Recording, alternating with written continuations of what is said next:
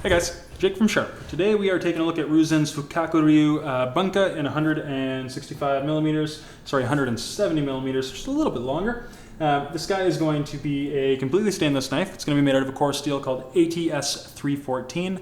If you're unfamiliar with that, it's kind of somewhere in between a VG10 and an R2.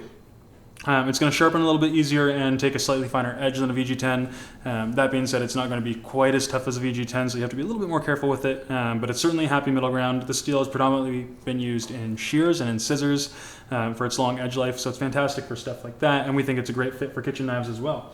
While we're talking about that, again, it is a stainless clad with a Damascus there, a little bit more understated, which is my preference. And while we're up here, we have a maple handle. Really, really smooth, really nice fit and finish on these guys. I'll show you the construction of the tang there. Really, really good. They do a fantastic job with their fit and finish. The knives from Ryusen are certainly not cheap, but their fit and finish is top notch, and they really are high-performing knives. Also interesting, the handle knocks down a little bit here, and then you can see it actually does get a little bit wider towards the center there. I find this super, super comfortable. Right where your hand kind of swells out of the bottom for your pinkies, a little bit more meat, and then it's a little bit more balanced towards the back. And some really just attractive looking lines. These guys look great as showpieces up on your wall, and even when you're using them. So let's get into the specs. The Rockwell hardness on this guy is going to be 61. We are looking at 46 millimeters from the heel to the spine, and we are looking at a 2 millimeter spine with a nice taper there towards the tip.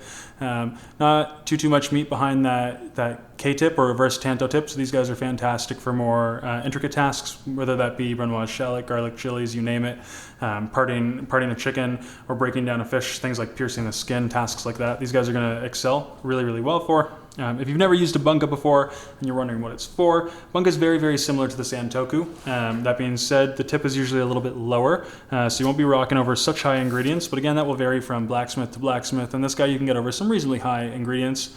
That being said, if you're working over anything really large with a knife like this, you just start high and then kind of push cut into it. You can still rock over more intricate things if you're doing like chives really, really thin, stuff like that. It's weighing at 119 grams, so a relatively light knife, and the balance point is going to be right at the pinch grip. So super light, super nimble. And yeah, one more time guys, this has been the Ryusen Hamono Fukaku-ryu Bunka in 170 millimeters. Cheers.